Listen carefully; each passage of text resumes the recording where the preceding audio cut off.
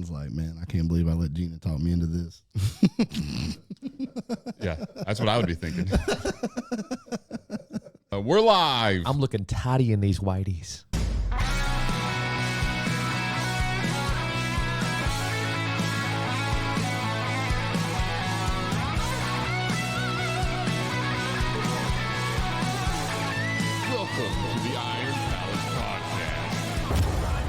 Welcome back, everybody, to another episode of the Iron Palace Podcast, the world's most anabolic podcast that could outlift your gym crush and still have energy left for cardio.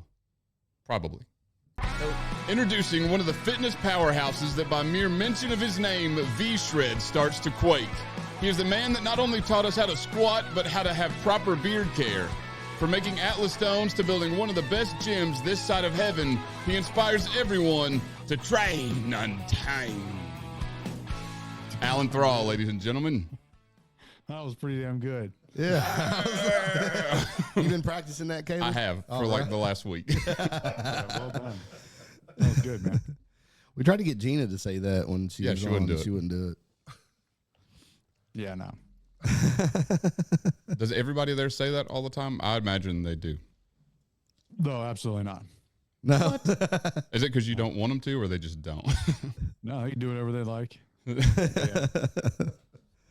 probably don't even watch the YouTube channel, which is fine with me, but what? yeah, there's like, it's just Alan, Yeah. which is what I like. So, Yeah, I guess that makes training there easier yeah, right. because I'm pretty sure I'd get kicked out from just yelling across the gym that all the time. Like, guys, there he is. I'm gonna say it. Like he goes in the office and comes back out. Train. Yeah, you just said it. Yeah, yep, Yeah. sure did. Across America, countless people can't access the health care they desperately need. At Remote Area Medical, we believe everyone deserves quality care. That's why we offer free dental, vision, and medical services at mobile pop-up clinics nationwide. Just compassionate care from volunteer professionals. Your tax-deductible donation makes these clinics possible, changing lives and creating healthier communities. Join us today in bringing essential health care to those in need at ramusa.org. The underhanded question that I usually start these conversations with is, what got you started in YouTube, or what got you started into fitness and all that? What kind of started your journey, if you will?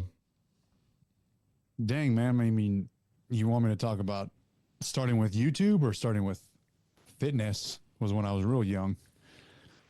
We can start with fitness. We can start with that one. See where it goes. Yeah.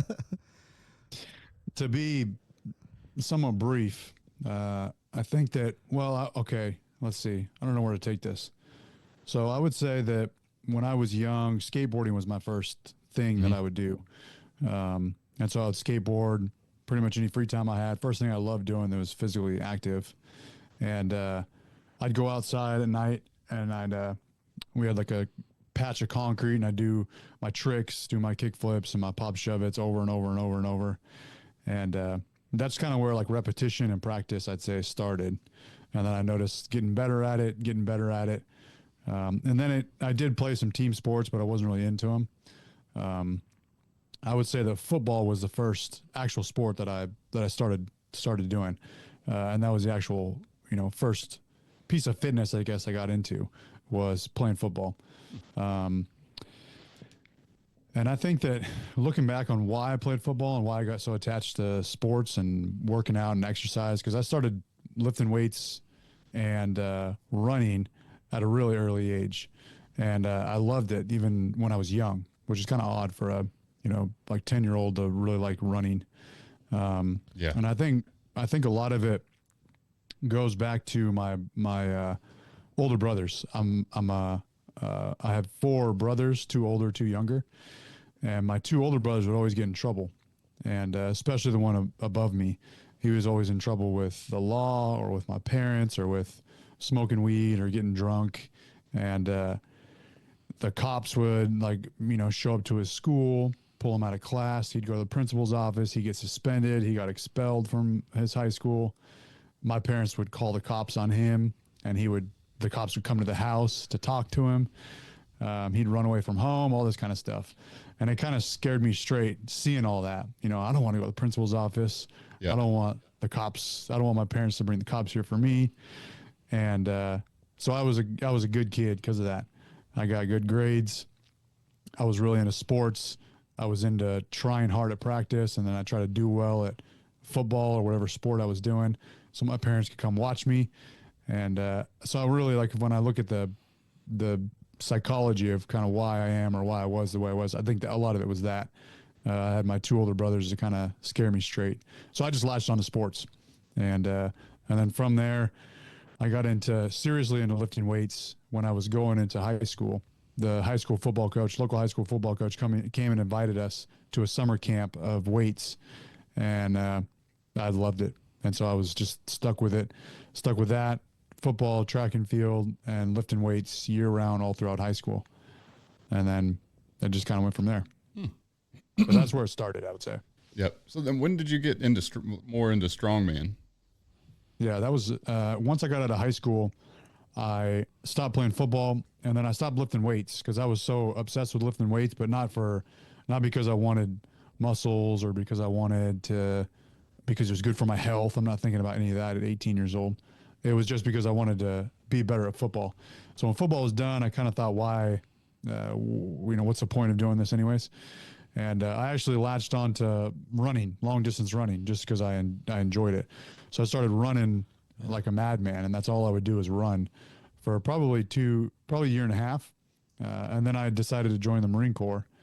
And during my time in the Marine Corps, after the initial training, after boot camp, and you go to School of Infantry, and it starts to become more like a job. It's like a 9 to 5. You usually get the weekends off. So you have more free time. And I didn't have anything to do when we had our free time, when we got released for the day. And on the weekends, I wasn't really crazy about doing what a lot of the other guys were doing. If you think about the military is a bunch of, for the most part, 18-year-old dudes who probably have never had a paycheck before. So you're getting this paycheck. You're pretty much living rent-free. You don't pay rent or housing. You don't pay for anything. So this check it's not very much, but it just goes straight to your account. And so all these guys just let loose on the weekends. They'll go blow a paycheck at the strip club. Or if they're of age, they'll get hammered, go out to bars. They'll go out to the San Diego mall and spend a bunch of money on dumb stuff, or go buy a Mustang at like 25% interest and just make a bunch of bad financial decisions. Yep. And I wasn't into any of that. So anyways, during my free time, I went back to the gym on base, and it just felt like home, being in a squat rack and squatting, lifting weights, having a barbell in my hands, doing some power cleans. It was just kind of like, I guess I missed home a little bit, and it was nostalgic to just, have my own, to do my own exercise routine. It was also a little bit of independence, because you get sick and tired of being told what to do and micromanaged every aspect of your life. And so I was like, I get to go to the gym and, do whatever I want. I don't have to follow this PT workout that we're doing. So that's when I got back into, to answer your question, that's when I got seriously back into lifting weights. And then I had met a guy that I was standing post with. So it's pretty much like you're just posted up as security for the night. And they're long 12-hour shifts. You just stand there. Sometimes you're by yourself, just standing in the same place for 12 hours. Sometimes you get lucky and you get paired up with another Marine. And he was into powerlifting and strongman. He didn't compete in it, but he just liked it.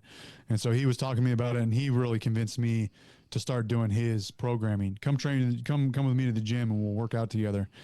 And then eventually he was like, hey, they have amateur strongman competitions, just like the stuff you see on ESPN. And so we found it online, went to the computer lab, found a competition online. I signed up for one that was somewhat near us, and then went and competed without knowing the events beforehand. And that's when I got hooked on doing strongman events or strongman competitions and strongman in general. And that was just my obsession during the military, was just powerlifting, lifting weights, strongman. That's all I cared about. So and it was a good time to kind of be obsessed with that, because I don't have any, like I said, I don't have any other life expenses. My job is just show up and do this thing in the Marine Corps.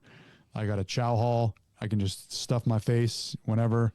And then during free time, I don't have a girlfriend. I don't have anywhere to go. I don't have a social life.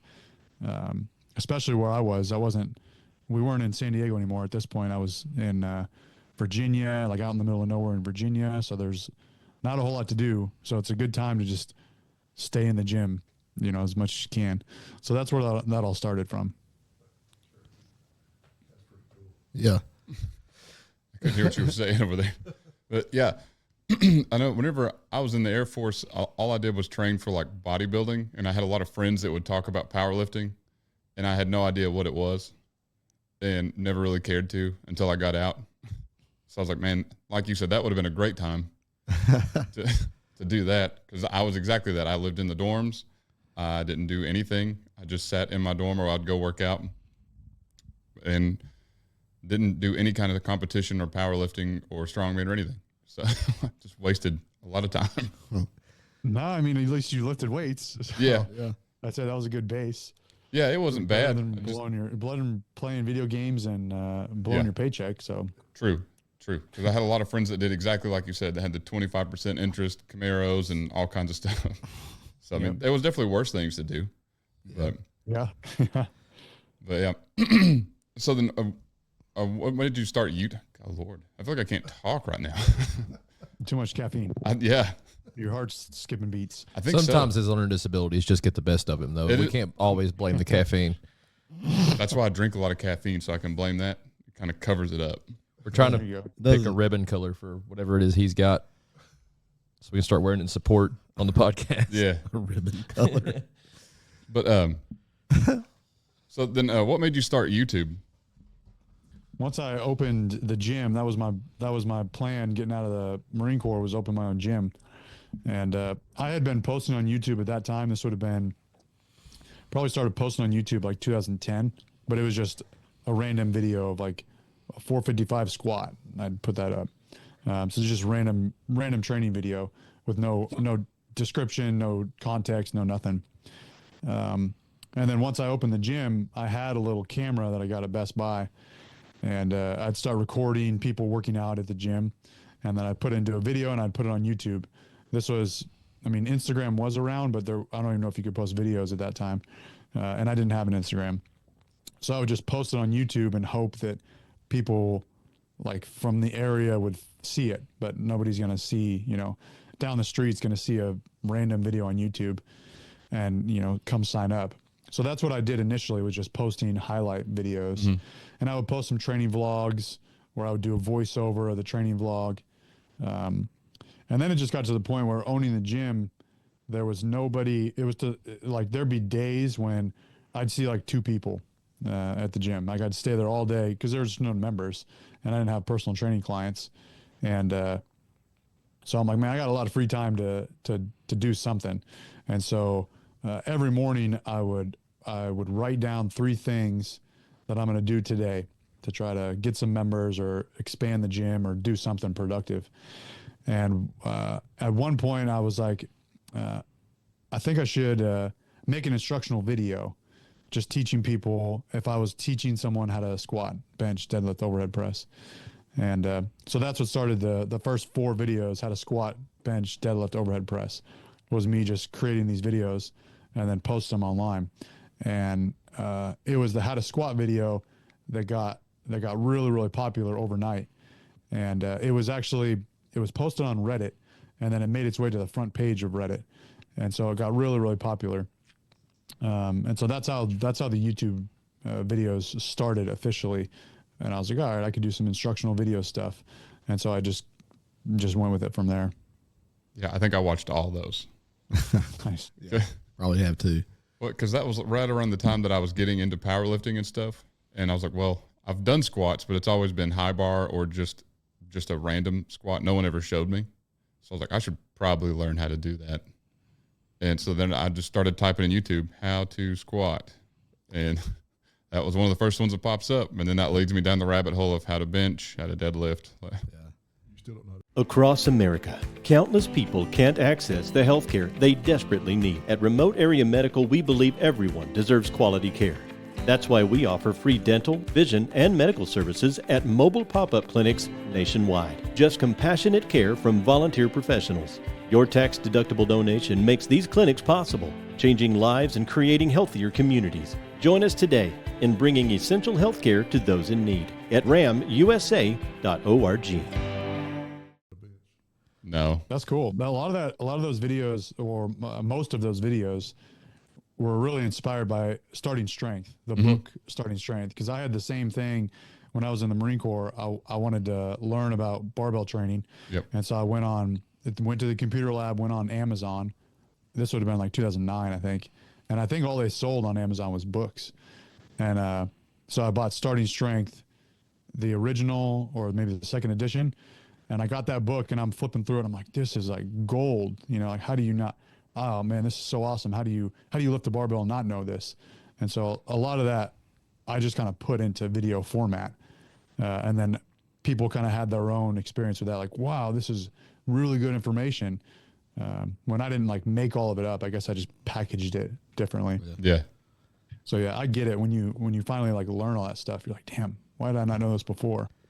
Yep. One of your videos that messed me up is I was kind of superstitious about mixing plates, you know, like have one kind of 45 video. When you went to calibrated plates and you were weighing your iron plates. Yeah. And so like I was already like, I didn't like having two different sets of kinds of 45s on each end of the bar to being convinced that like, oh, they're like 20 pounds difference in these two now, you know? So I'm be picking plates up like, does that feel the same as this one? Yeah. And but there's still there's three sides to Untamed Strength, three like rooms. One is a strongman room, one is a powerlifting room, and one is just machines and more barbells, but machines and cardio equipment. And the powerlifting room has all calibrated plates, kilogram plates, and the calibrated iron 45s. Pound plates. But the strongman room still has a lot of uncalibrated or just kind of mismatched plates. Yeah. Because for strongman, it doesn't matter that much, especially if you're putting like iron plates in a Husafel or something like that. Yeah. But yeah, when I had known all along, like before I had weighed the plates, I knew that there's a discrepancy in these plates. There were different sizes, different heights, different thicknesses. You could feel like when you carry one, you know, one in each hand, you could feel the weight difference. And so I thought, I'm getting rid of a lot of these plates to pay for some of these new plates. So I'm going to weigh them. And yeah, the lightest 45 I found was in the 41 range, it's like 41.8. And the heaviest one, which is still there, still got it, is a 49 pounder. Jesus. Yeah. Yeah.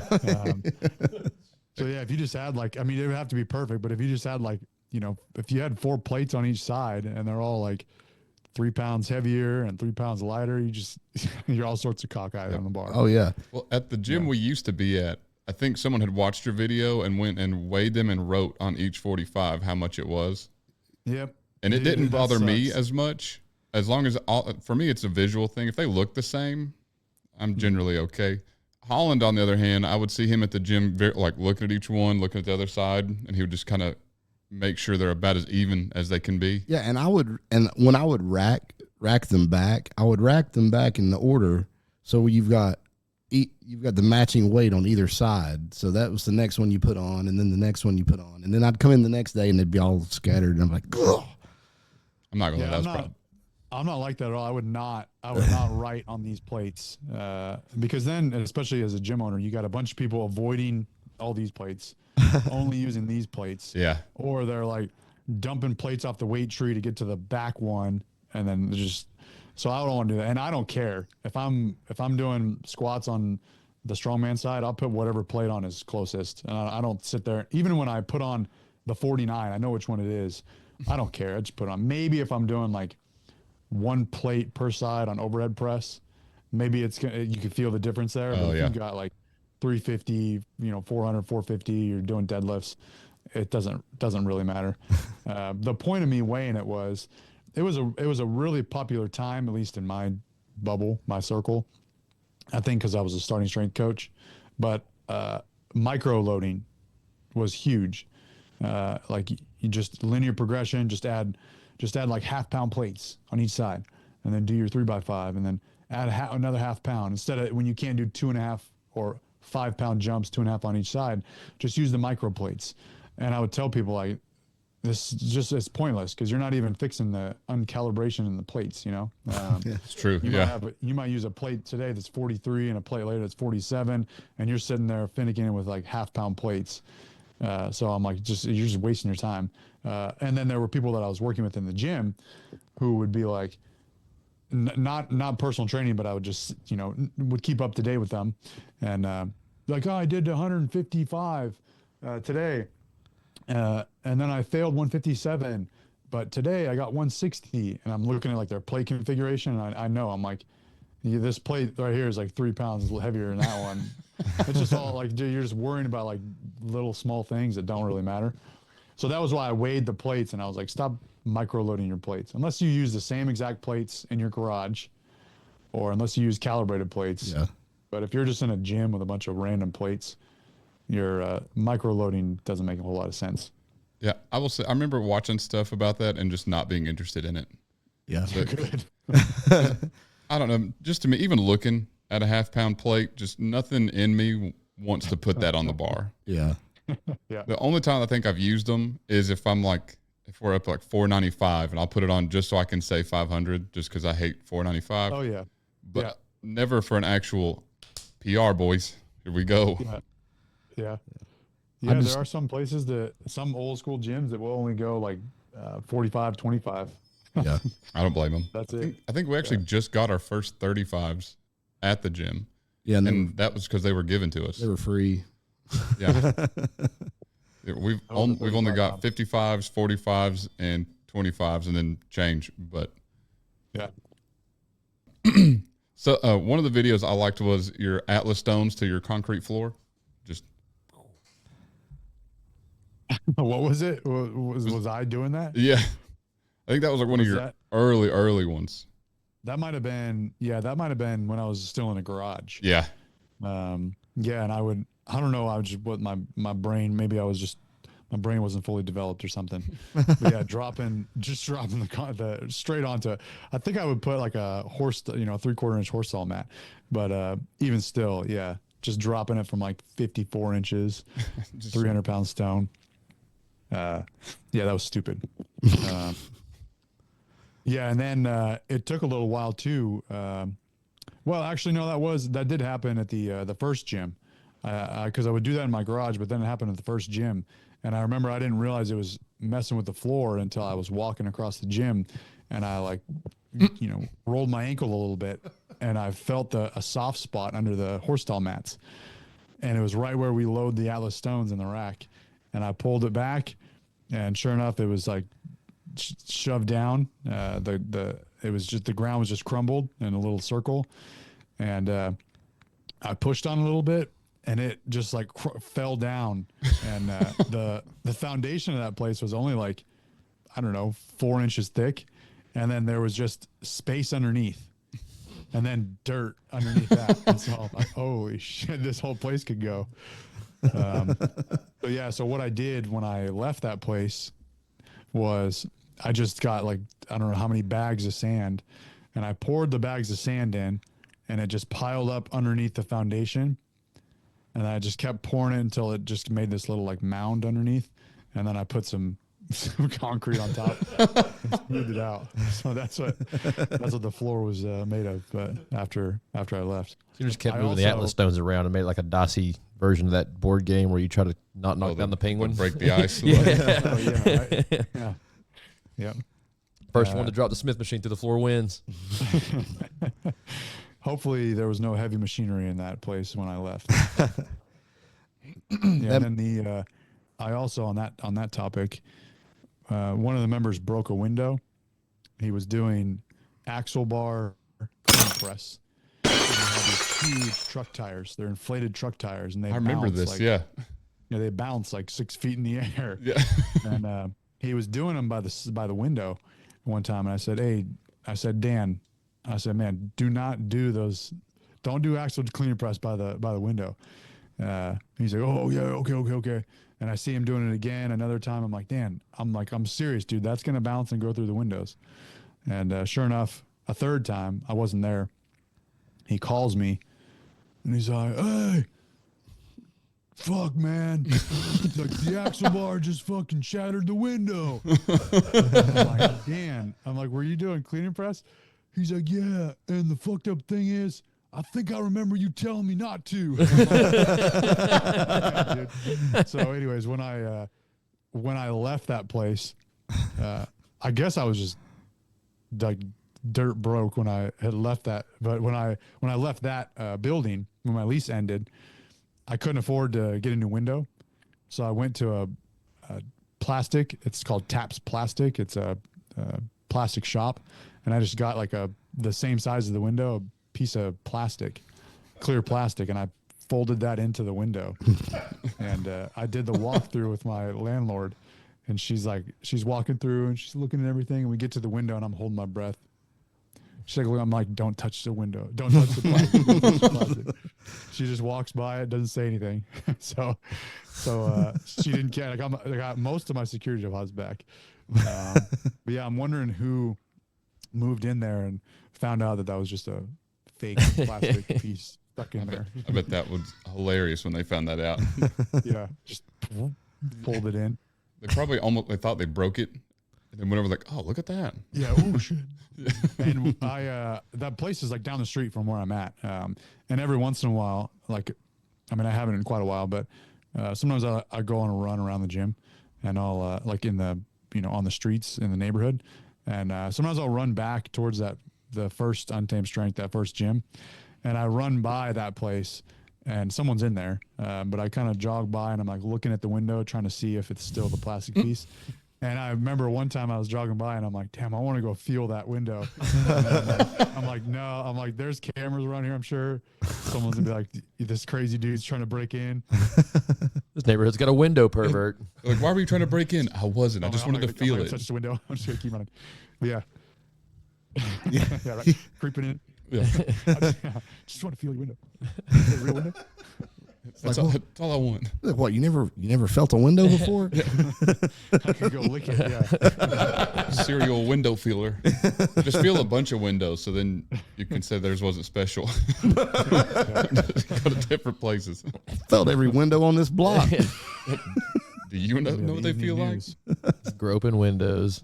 It's got a good ring to it, the window groper. Yeah, that's a hell of a punk rock band, the Window Gropers.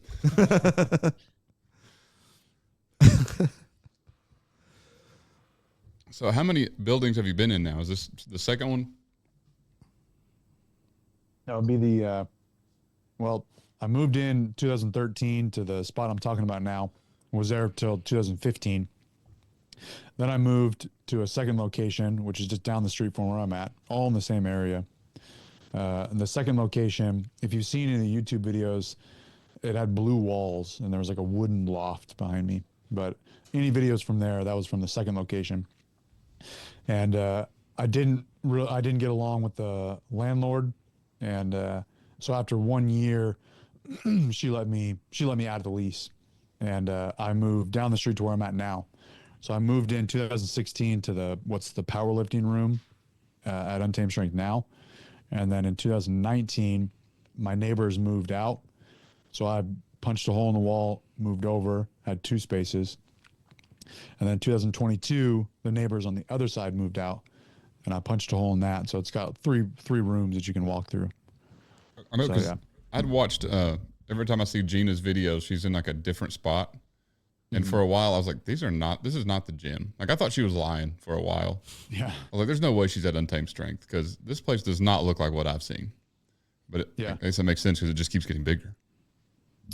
Yeah. It depends on what room she's in or what area of the gym. But yeah, all 3 of those rooms are separated by walls just to kind of cut out you walk through. So looking at the background, it's not like one big cohesive place. So you might see like different walls and different machines and stuff. So yeah, I get how it could be kind of confusing. Plus Caleb's not super sharp anyways. Not. I know you said you haven't listened to the podcast, but if you did, you'd figure it out. I think he's heard enough. This is good. Yeah, in this blind. That's a good thing. Well, we got a real good. If he had listened to it, he wouldn't have gone on the show. That'd been the first introduction. All right, off. And be like, we were going to have Alan Thrall, but My chipmunk has laryngitis. Huh? he watched the podcast first, so he backed out. Next week. All right, when's the episode with Alan Thrall coming out? He asked me not to post it. said it was a real bad time. We got this real cool letter called a cease and desist. I don't know that.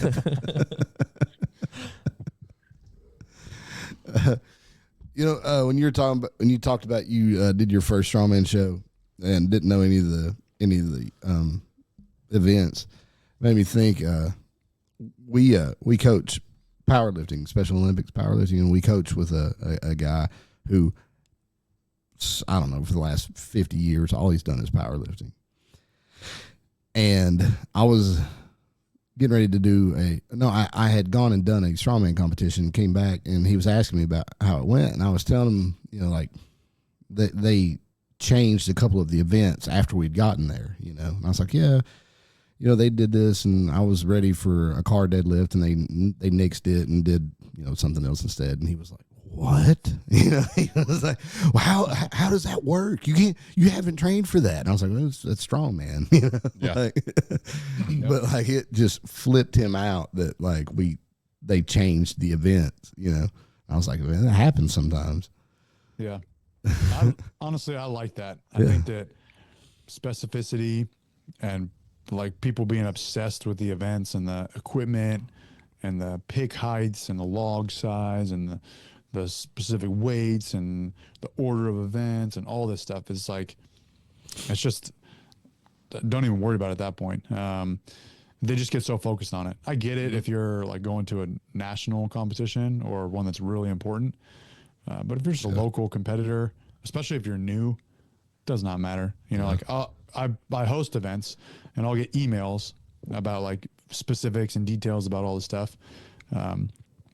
And I'm not like, mean to anyone about it, but I'm just like, probably something like this, expect it. It could change. Sometimes equipment breaks. Sometimes things don't work out logistically. You get more competitors or fewer competitors. So you got to run more lanes, fewer lanes, equipment, this and that.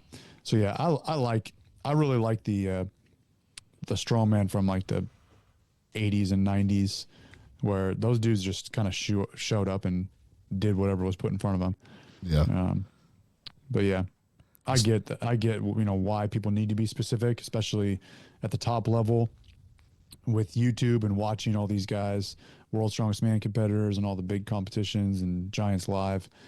They have to know the events beforehand and they have to train for it just so they can prep their body for it. Yeah. Especially because the competitions are so heavy. You can't just like spring, hey, we're doing a 300-pound circus dumbbell for press or for reps, and they're like, I haven't done circus dumbbell and I don't know how long. Yeah, their probability of getting injured is high. But back then, I think the events were a lot lighter, and so it was just kind of like, yeah, we're going to do whatever we put in front of you. So I like that about strongman. Mm-hmm. People, like strongmen will make fun of powerlifting princesses. Like it's got to be this bar and these calibrated plates and all these small details that they focus on, but strongman can do the exact same thing. They can complain about minor details, which I think kind of takes the fun out of the sport, in my opinion. Yeah, because one of the things that I did strongman before I did powerlifting, and going into my first powerlifting competition, I was going through the rules, and I thought, how are there so many rules to this? Like, your singlet can't touch your knee sleeves. Your knee sleeve can't touch the bottom of your socks. Just I was like, this not even has anything to do with the lifts. Yep. And then but I remember the first one I did, I think I wore spandex underwear. Not even actual like neoprene spandex shorts. It was legitimately just like spandex underwear. And the referee saw it barely out from under my singlet and called me out and was like, you have to go change right now or I'm going to disqualify you. I was, like, what's it going to do, bro? Yeah. Like, I'm just trying to not show everybody my yin yang over here. I don't think you're allowed to wear. I don't think you're allowed to wear briefs, or I'm sorry, boxers. No. Like, I don't think they can be the length of shorts. You would have to wear briefs, so like whitey tighties. Yep. I think is in the. It can't be any leg to your underwear. Which is crazy. I think I wound up doing the rest of that meet with no underwear at all because I just didn't have anything. I was like, here we go. Free balling in a singlet. Yeah. My first powerlifting meet, it was my first. I had a bandana on, and they were okay about it. But after the first attempt, my first squat, they're like, you got to take that off. So, yeah, it's just small rules, I guess. Yeah. I don't know. Yeah. Me and Holland debate it pretty frequently on why there's such strict rules, and it'll never make sense to me. There's a video. I don't know. I'd have to really look for it. I don't remember his name, but there's a video of at a national world competition. Actually, this dude is wearing a slingshot, slingshot under his t-shirt. Mark Bell slingshot under his shirt. There's a guy with the That's at a world level, and there's a guy with a cell phone chasing him, wasn't he? Is that the video? There's a guy taking a video with a cell phone, like chasing him down the hallway, wasn't it? Is that I think there's a couple videos, yeah. But Yeah. they didn't even catch it until his after his third attempt. Yeah. So I think that's why they have all these rules. Like, you can't hide anything underneath, and you have to wear certain underwear. You have to go get your underwear checked at a powerlifting meet. Yeah. But then you could just toss it and put on different underwear, I guess. But They checked prostates at the last one we went to. oh yeah. That was We weren't at that one. That was an unsanctioned meet. That guy didn't catch you out at the urinal. that wasn't even a judge. That was another lifter. Yeah. I wasn't even a He did lifter. have really thick thumbs, Just a guy in the audience. and I never had one with a double thumb check. But he's like, you got to be thorough. Gotta be thorough. Can never be too sure of these things. It does say no squat plugs. So Yeah, or there was that guy that had the wraps on under his sleeves. Yeah. oh yeah, yep. I don't It's know. wild, dude. I don't know why you would. I would never in a million years. I don't know why you thought you would get caught. Yeah. I mean, I guess now sleeves are getting like we've got a young guy at our gym that has like the sleeves that were just banned and unbanned, and Yeah. The ends are. yeah. And so he walks around like he's wearing wraps, like he can't bend his knees, Yeah. Yeah. and he has to have every time after he finishes squats, he has to have one of us or both of us come and take them off. I'm like, dude, it shouldn't take 200+ pound men to take your knee sleeves off, and you only weigh 140 pounds. Yeah, but the rule only says that you have to be able to put them on by yourself, not take them off. I don't know. I just think he needs to shave his legs or something if he's gonna keep doing it because it's getting gross. Yeah. I've seen guys at the gym use the trash bag method. You put a black trash bag on your legs, and then that slides it up, and then you just pull the trash bag out. But that's pretty ridiculous. We need a trash bag to get Yeah. knee sleeves on. Yeah, Yeah. Geared lifters will do it too, to put their bench shirt on. You'll see like trash bags over their arms, and it'll slide up the plastic, and then you just pull the plastic out. Yeah, it's ridiculous. I've seen guys trying to get into a squat suit that run the shoulder straps through a bar and hang from it off the squat rack. Yeah. I think Bobby Thompson did a video like that where he's just, and I was like, dude, you shouldn't be hanging from anything. Like, 300+ pounds. You're too just big to be hanging from stuff. hanging like a baby in a crate. Equipped lifters, I could see it more because it's kind of the point. I still think it's ridiculous, but Yeah, right. But at that, if you're doing sleeves because you don't want to do geared lifting at that point, you're pretty much doing the same thing. yep. Yeah. Well, that's so we do some stuff with the USAWA, and they're the United States weightlifting, All around weightlifting. Yeah, Algebra, something. They do a lot of like Hackenschmidt bench press, people's deadlift, bent press, kind of random odd lifts. Okay. But like they were trying to change the rule to allow knee sleeves in, and the USAWA really kicked against it. The board of directors or whatever, they voted it down because they were like, that's just one more step towards geared lifting, But I mean, like those ender sleeves are. Yeah, I think before the knee sleeves were what they are now, Yeah. then I probably would have argued that they should be allowed, especially like if you have lifts named after Paul Anderson and there's a lot of squats. And Paul Anderson used sleeves, which are not the same as what they are now. But yeah. But either way, they put like an ace bandage. Yeah. But even 20 years ago, it was like the blue Ray-Ban knee sleeves, which were, I think they're like, what, 5 millimeter or something like that? I think so. But yeah, 3 millimeter maybe. So yeah, it's quite a bit different. Yeah, we've got that same young kid that wears the knee sleeves. He also has these big, he calls them elbow wraps. I don't know what they are, but they're just huge. And he can't bend his arm. And after we put him on, I mean, he has to have one of us put him on him. And he was like, goes for a bench PR. Like, okay. So I asked him the other day, he's 18. I said, so are you going to do equipped? He actually just got accepted to Carson Newman for powerlifting. But I said, you're going to do equipped lifting at some point because you're pretty much already there. He's like, oh yeah, for sure. All right. There we go. At least he knows it. Yeah. Yeah. At least we're not pretending. Yeah. He's got a bench daddy now.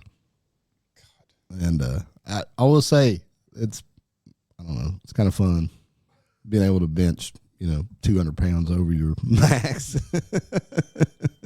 What is it? Just a really strong slingshot? It's thicker material than a slingshot, and it's doubled.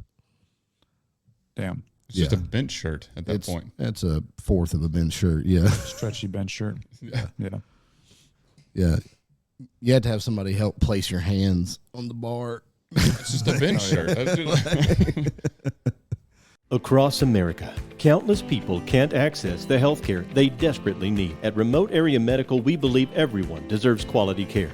That's why we offer free dental, vision, and medical services at mobile pop-up clinics nationwide. Just compassionate care from volunteer professionals. Your tax-deductible donation makes these clinics possible, changing lives and creating healthier communities. Join us today in bringing essential health care to those in need at ramusa.org. So here's a question that we like to aim at since one of our friends, with USAWA, we argued about it for a little while, so now I like to ask everybody. Where would you rank Ed Cohen in the strongest in history or strongest to walk the earth? Just a general. I don't know. I would really have to think about it because I'd have to think about who else he's up against. Because we argue that he's at least top 10. I was just about to say definitely top 10. Yep. And then I'm trying to kind of fight his way up. Yep. Our friend said he didn't make top 10. I would agree. Definitely top 10. Yeah. Our friend said not top 10. So I like to give him crap about it. And can he name 10 other people that we did have a whole episode where we each listed our top 10, and I think he listed a lot of people I didn't even know. Like he went he went old Most school. of his were biblical figures. Yeah. Methuselah. Samson. Yeah. He went a lot of old school, deep cut powerlifting type stuff. And I was like, I don't even know who these people are. Yeah. And it would be stuff like, well, he was the first person that squat 800. I'm like, well, yeah, but if he hadn't got drafted into the Civil War, he would have been something. That's not the top 10 squat now, Right. Yeah. Yeah, it sounds like he's maybe more credible than I am. No, not at all. Knowing his history. No. I'm pretty sure he made most of it up. I don't know because our independent fact checkers said it was BS. Yeah. That was kind of our point. Is all of us, we were especially if you enter in, you don't even have to enter in pound for pound, but if you just say pound for pound, I think almost definitely. Right. But he would name some guy and be like, no, keep in mind, it's before the wheel was invented. What's that got to do with anything, dude? It's before the wheel. But if you were to say the strongest man in the history of Earth, you would have to pick some from each strength sport. Yeah. Right. Because that's pretty much you can't argue with that. Whether he's a weightlifter, a powerlifter, a strongman, it's probably those guys are probably going to make up the top 10. It's going to be hard to find more guys than that are not competitive. You either don't know about them or you just are speculating that they would have been stronger. Yeah. where you have like in I think it was 1977, World's Strongest Man. If you look up Cleve Dean, he What did a a couple name. of he did a couple competitions. But yeah, it says when he shows up, they would have your tagline. It would say, for him, for example, it would just say like your name and then like NFL or football, professional football player, your tagline, because that's what World's Strongest Man used to be, was just a conglomerate of like these, not strength sports, but just a bunch of different types of people. But anyways, it said Cleve Dean, pig farmer. That just makes sense. Yeah. So you got guys like him who like, yeah, I mean, he did compete in strongman, but you got guys like him who could, maybe they were one of the strongest men ever, but yeah, it's a good conversation to have, I guess. Yeah, it's like, who's that guy, YouTube dude, never shows his face, big giant. Yeah, Tom Haviland. Yeah. Oh, yeah. I saw a video.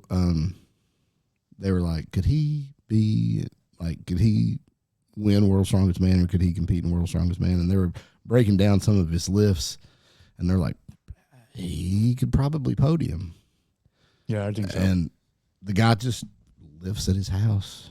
Like, yeah, that's as far as I know, he's never competed in anything.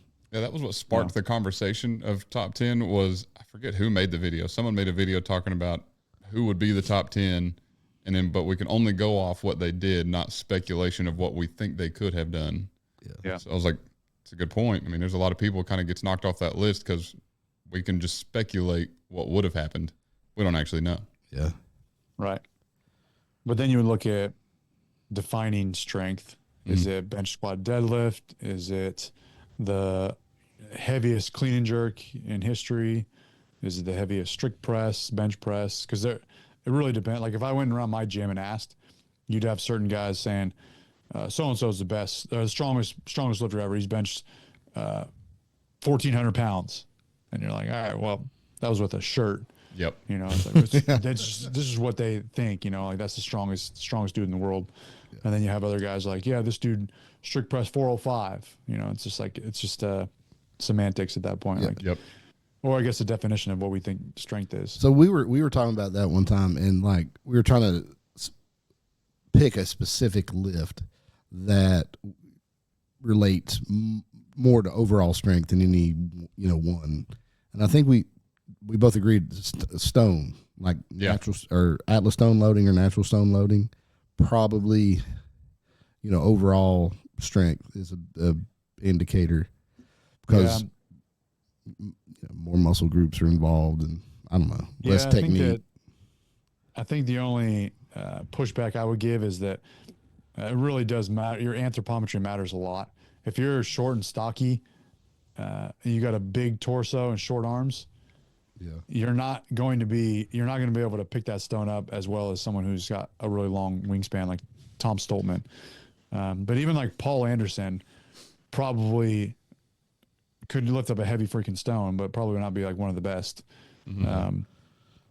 just because of the way he was built. Yeah. So there is that. But then I guess any lift can be like that, because if we were to say the deadlift, then you would look at someone with good deadlift levers and someone with poor deadlift levers.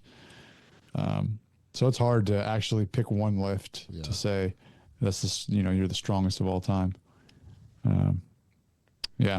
But I do like for Gen Pop, I think that's a really, like if you were to take the strongest person at your workplace or the strongest person in Target, and you were just to put like a heavy stone out there to see who could lift it, I think that could like weed out, or at least the strongest person would rise to the top. Yeah. But as far as like the strongest person ever, it's hard. Yeah. I think that's a good video idea.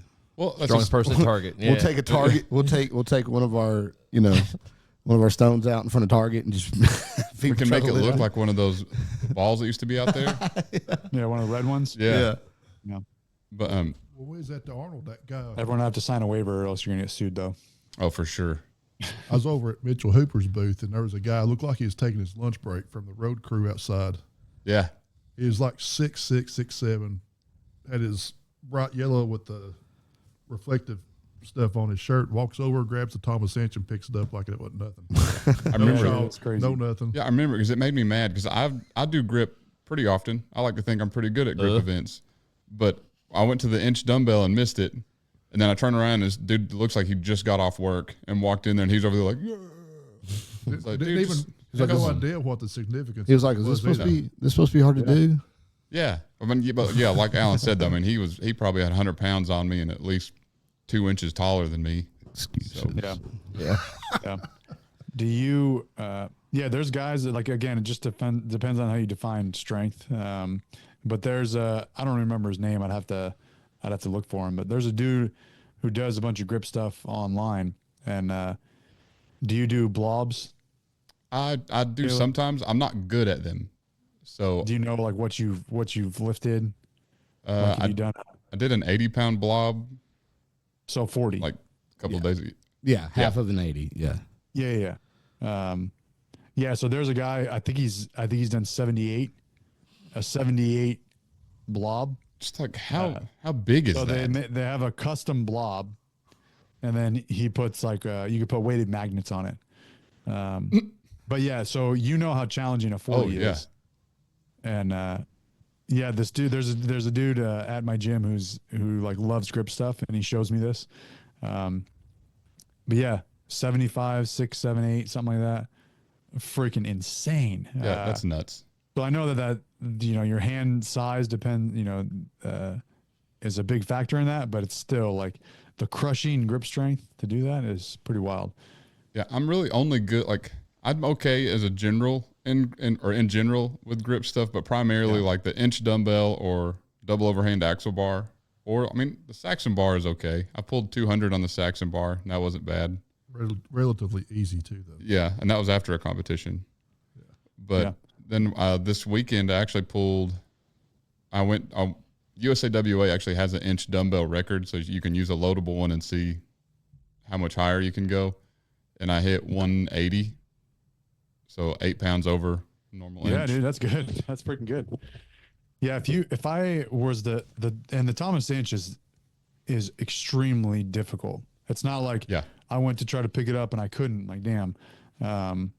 If I think about just statistics, let's say in my gym, there are, if I was to compare it to like a deadlift for people who actually lift, and I was to say the Thomas inch, the likelihood of you getting the Thomas inch dumbbell is less than you deadlifting.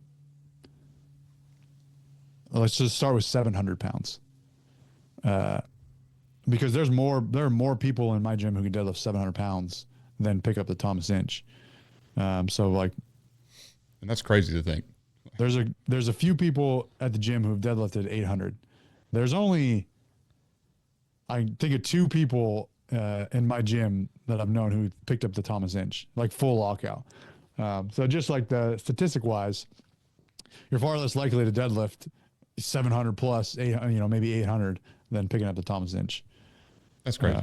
Like just on statistics, it's freaking heavy. Because it never really like sunk into me how like okay at grip I was until we went the first time I messed with an axle bar. It's the first time ever.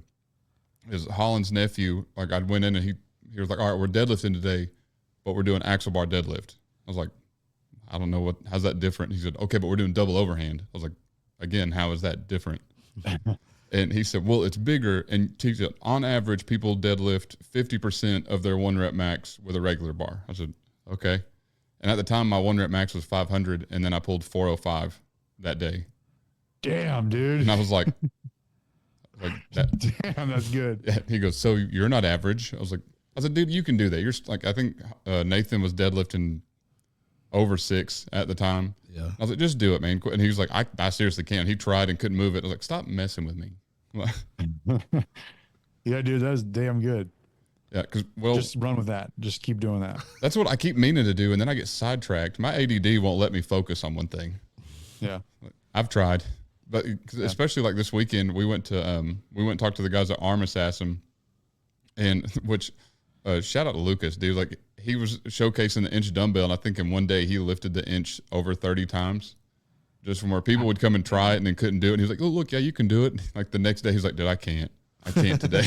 Oh man, I bet. But we were talking to one of the other guys who competed at the Arnold for arm lifting, and we started talking about grip stuff. And he was, well, what's your double overhand? I said, my PR ever is 455, but Double overhand on a barbell on axle bar. You've done 455 on axle bar? Yeah. God dang! What kind of was it like a?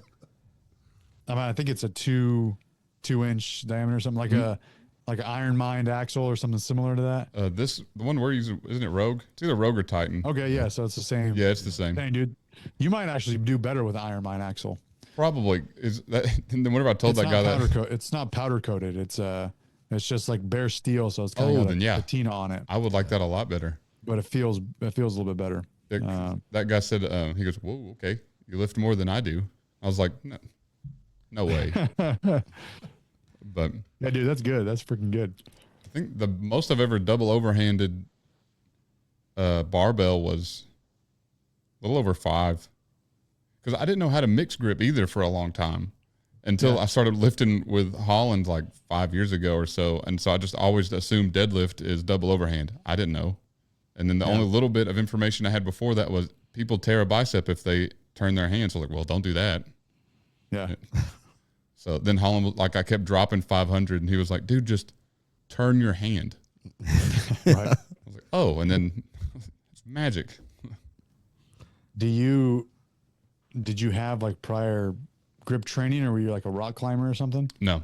So it's just like most grip guys, it's just kind of God given. Yep. It's the only God-given thing I got. I got no brains, but But a really good grip. I got height and grip. That's all I got. Yeah. Well, that's like, so the first time that we'd ever messed around with the Thomas Cinch dumbbell, it was a trainer or, loadable one. Mm-hmm. And it was wasn't it already loaded to 172? Yeah. And Caleb was like, oh, Thomas Cinch, and then picked it up. And then I asked after, I said, what's it at? The dude's gym that we were at was like, oh my gosh. I didn't think he would just have an inch dumbbell loaded to actual weight just sitting around. Then he started like digging through shit and bringing out every grip implement he could find in his gym. He was like, wait a second, I got something over here. He's like, nobody has ever picked this up yet. And he, Like a random anvil.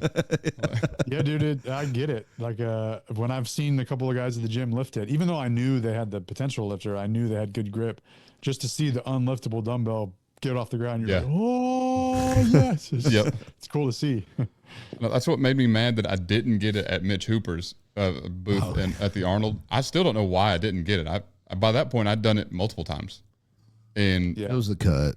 I think it was we did just do a bodybuilding cut. Like we were like smack in the middle of it at the Arnold, and so that's what I blame it on. Yeah, but fair enough. Yeah, and then that same day, because Clint is he's a great guy, and he was a cheerleader in high school, and I feel like that explains everything I'm trying to get across. He's excitable. He is very over exuberant about everything, and he's a really great hype man. So after I'd picked up the inch dumbbell, he goes, "Oh my God, okay, let's put more on it." So I think we got to 200, and I broke it off the ground, but I couldn't get anywhere near a lockout. Like I think I got it maybe loadable Thomas Inch. Yeah. There's got to be something different about it. Maybe the handle's not weighted like a Thomas Inch, or like the texture's different. It feels because I'd even told them this weekend is before I'd went for the record of 180, I had went and lifted the inch dumbbell at the booth, and it went. I felt like I could have pulled 200 if the handle felt like that. Yeah. But then I get to the loadable one, I was like, this feels terrible. I don't know what the difference was, but I couldn't. I was gonna say that I can't lift the Thomas Inch, but they had a mini one that's 135, and I picked it. But then the loadable one, 120 or so, was about my max. But. Yeah, just the weight distribution can make a big difference, and that's why I'm wondering if there's a replica or a loadable one that maybe the handle is hollow, and all the weight's on the bells. You can tip one bell up first, and then the second one will come off easier. Yep. Whereas it's a lot harder to do that with the Thomas Inch real one or the actual replica, because that weight's just stuck in your hand and you can't just pick up the back end as easily. Yep. I do know that Iron Mind makes a handle that is the handle's offset so that it will intentionally rotate one direction. And okay. I know like one of our friends keeps saying, I've got one. You can probably pull 200 on it. I was like, yeah, that feels like cheating though. Yeah. It just doesn't feel, I wouldn't feel good about it. Yeah. But maybe I should do more grip stuff. I've actually never even competed in it. I just do it more as a party trick. You've been saying this for several years now. I have. Yeah. How many times have you said, maybe I should compete? I get locked in on the idea, and then something else pops up, and then I just go do that. Or I'll get a wild hair and be like, I'm going to do Highland Games, and I'm going to lock in on Highland Games. And then I'll do like 2, and I'm like, let's find something else to do. Yeah. They have arm lifting competitions, and then there's other federations. I don't remember the other federations, but yeah, they have competitions. I've done one at the gym. We're doing one later this year. Maybe I'll do that one. Yeah. Where are you guys at anyways? We're in East Tennessee, just outside of Knoxville. Little trip away from Sacramento then. Just a little. I've been out there a few times, but mostly through. Because I used to live, when I was in the Air Force, I was stationed in Lakewood, Washington. Okay. And so I've driven from there to here like 6 times. Damn. I'm not ever. Take a week? About. Yeah. So that, like, anytime someone's like, you want to go on a road trip? I'm like, I don't go outside 6 hours. Yeah. I've had my fill of road trips. Yeah. But it'd be cool to go out there and actually do something rather than just drive through it. Yeah. So that's not it. You guys want to do an arm lifting competition? Yeah. Yeah, you should plan a trip that's more exciting than I'll go. We'll take you to Disney World while we're out there. It's in Florida. Okay, we'll take you to Disneyland while we're out there. We'll see. Dave is our. You've tricked me before. We originally started calling Dave our average man.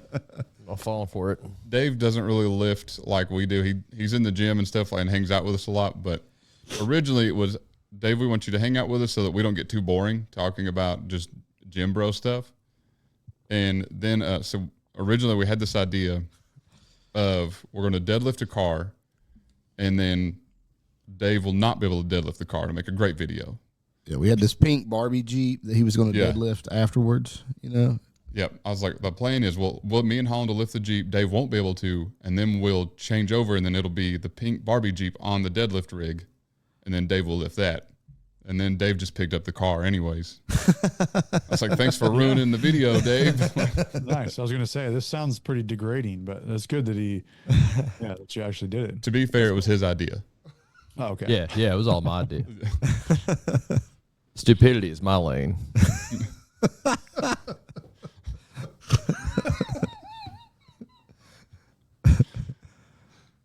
But we did shoot the video with the pink Barbie Jeep anyways. Yeah, that still happened. Yeah, we posted a video later. Yeah, we posted the video later of him lifting it, but still. Oh, yeah. So we'll run ads real quick. So while at Home Gym Con, after, as we just talked about, after I lifted the 180-pound inch dumbbell, Zone gave us a new smelling salt that Dave has not tried yet. The label is killer on these. I've wanted to order those for a while. So whenever they said, take whatever you want, I was like, so before Dave can't say it, code TIPP, Zone smelling salts. Oh, God, dude. I don't even have the lid off. I smell it. Holy shit. I'm going to time travel. Oh, God. Oh, God, no. Get in there, I dude. did. Oh, my God. Oh, my eyes are watering. Woo! Jesus wept. Holy crap. They crawled out like some fell in my hand. They're trying to escape the vessel. They crawled out. Gee, look. That's not normal. Don't just wave that thing around. God, I hear that a lot. Jeez. Yeah, these are strong. These are stronger than the other ones. Dude, it burns. So Alan bought those, and right after no, not those, but the ones he did buy, like I'd taken them out of the plastic. I was like, all right, I'm going to be the first one to try one. But before I said that, Jennifer, Alan's wife, goes, let me see them. I was like, oh God, Yeah, okay. told you. So Jennifer was crying for about 10 minutes. Those are exponentially stronger than the other ones. Yeah.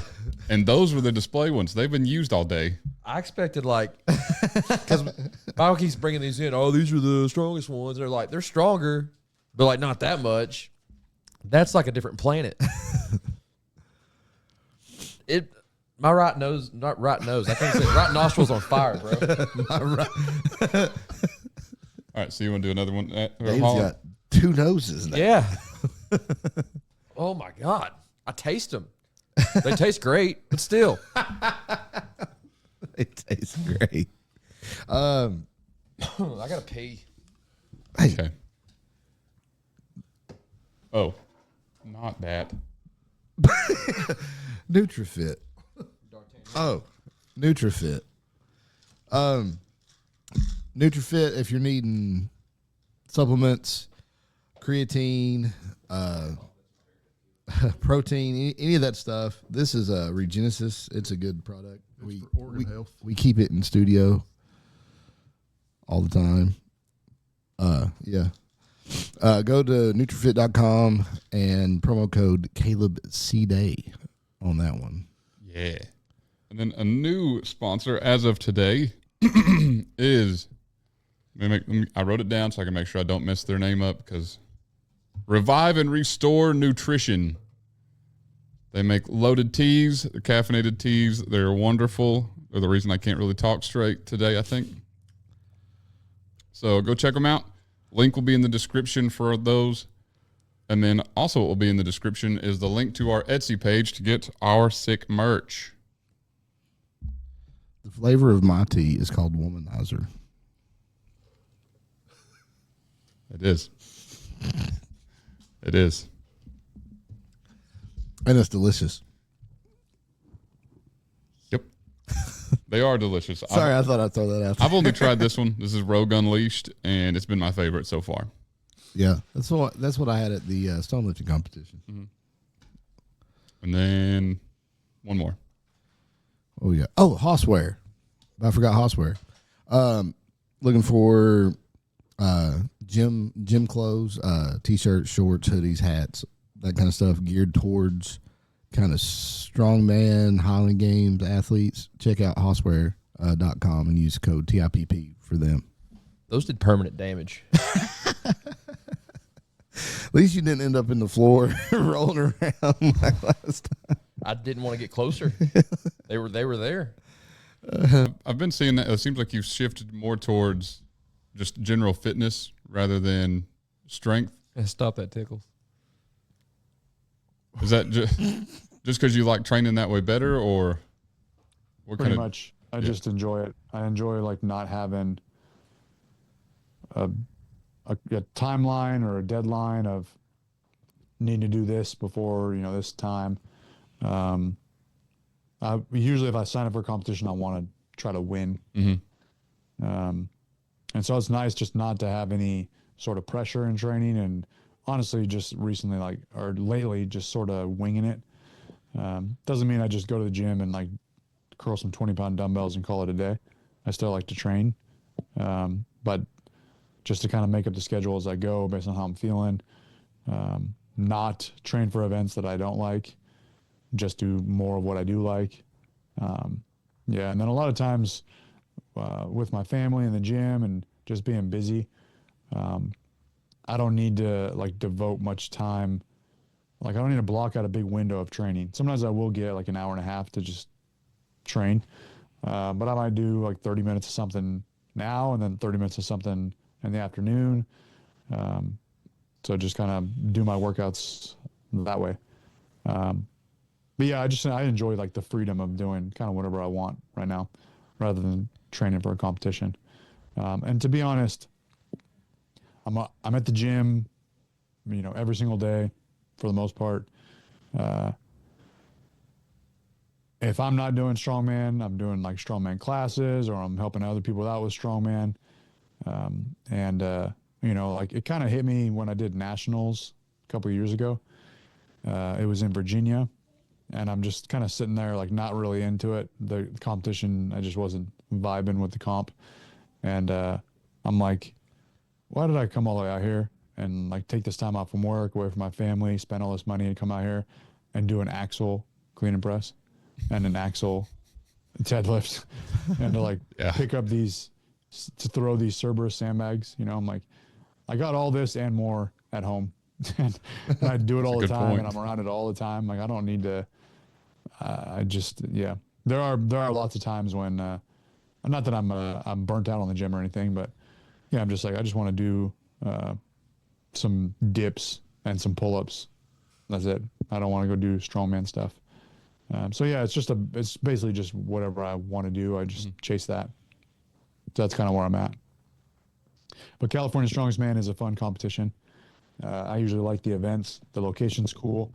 I like the history of it. It's an old competition. I like the promoter. So yeah, usually I'm like, yeah, you know, around Thanksgiving time or December is usually when I make up my mind. Like, I think I'm going to train for this for the next few months. And I try to just maintain a base level of strength and fitness year round and then kind of prep for the competition and peak for it. Whereas before, years ago, 10 years ago, it was like, sign up for this competition, sign up for that competition, sign up for that competition. So, and yeah, that's where I'm at. That's kind of hard. It's kind of hard to do that way anyways, because, you know, you're never getting to really peak for, or you have to pick a competition to peak for. And so the competitions in between aren't, you know, they're kind of like almost training or whatever. I don't know. Yeah, you're essentially just like peaking over and over and over. Yeah. You know, so, and then it was just coming, like the turnaround after a competition for me was getting longer and longer. Like, I would train really, really hard, get to a competition, like barely hanging on, compete, and then look forward to, man, I can't wait for the next few weeks to like chill, still train, but just do some other things that I'm interested in. And then I kind of go back down this dip of detraining. And then I got another competition that I have to peak up for again. So I just wasn't really into it. Yeah. It's like, I don't see how some of these guys, you know, like, you know, like they'll go to like from Giants Live to the Arnold to World's Strongest. Like, how are they doing all those in the same year, you know? Yeah, they're just like obsessed with it. Nothing else matters. Like, that's the most important thing in their life. And it's not at all for me. So I could fake it and pretend, you know. But I think they're just so set on it that's whether it's the title they want or, I mean, if you win each one of these, you can get like 80, 90 grand for like, you know, doing the Arnold, Rogue Invitational, World's Strongest Man. You definitely make a good living off of it. But yeah, I think it just comes down to them being obsessed with it. And there was a time when I was obsessed with that stuff, but I'm just not right now. Speaking of guys that used to do that and don't now, did you see that video of Eddie Hall and Brian Shaw sumo wrestling? Yeah, I saw it. Was that recent? Yeah, it was like in the last week. Yeah. Was it like, are they just like goofing around, or was it like an actual like sumo format? Yeah, they were. I think they were in Japan. Yeah, and I mean, I guess they're kind of goofing around, but they're going against actual sumo wrestlers. Damn, no, I gotta check this out. That's cool. Yeah, I like watching sumo with the singlet thing they wear. Oh yeah, with the Bawashi. Yeah. I know that because I work with Travis Law. Yeah. There's a guy at work that's really cool. wanting to get to sumo. I would predict that Eddie would win just because Eddie's a little bit more compact. Yeah, Brian's way too tall, and he's meaner. You know, like Brian's. Like there's an arm wrestling video. Brian's arm wrestling this guy who's similar size. He's 380 pounds or something. He's like a 4-time world champ arm wrestler or whatever. And he's got a coach that's telling him, he's like, Brian, it's okay to go all out. You're not going to hurt this guy. And so they lock hands and they go and the guy beats him and the coach is yelling at him. He's like, Brian, did you try? And he was like, well, you know, I kind of did. And he's like, but you know, he's like, Brian, you're not going to hurt him. Yeah. The guy beats him again, and the coach was like, Brian, I'm telling you. And the guy said something, too, and he was like, okay, for real this time, you know. And then they set up again, and then Brian just slams him down. Like, Brian is too Like, Too nice. Yeah. I don't want to throw this guy. He is around. pretty. He's pretty freaking competitive though. So maybe that kicks in. Yeah, but when he finally decided to, I mean, he just crushed that I guy. think that might just be because if someone looks somewhat average, he's probably afraid of hurting them. Yeah. Well, this guy was pretty big. Eddie Hall's, and he's been around Eddie Hall a while. I don't think Eddie Hall's definitely not average. Yeah. and I don't think he's afraid of hurting Eddie Hall. Yeah. I think he kind of wants to hurt him sometimes. Yeah. I mean, if someone hits me in the head with the medicine ball, I want to hurt him. Well, yeah. I get you. We usually shoot from the hip, and then he'll go to a question if it gets quiet. Yeah. So thanks for taking time talking to us. I'm definitely going to look into this arm lifting competition. Yeah. See if I can swing it. Yeah, really do it this time. We'll see. Yeah. All right. Nice to meet you, man. Thanks for coming. Souls, you'll send your children great.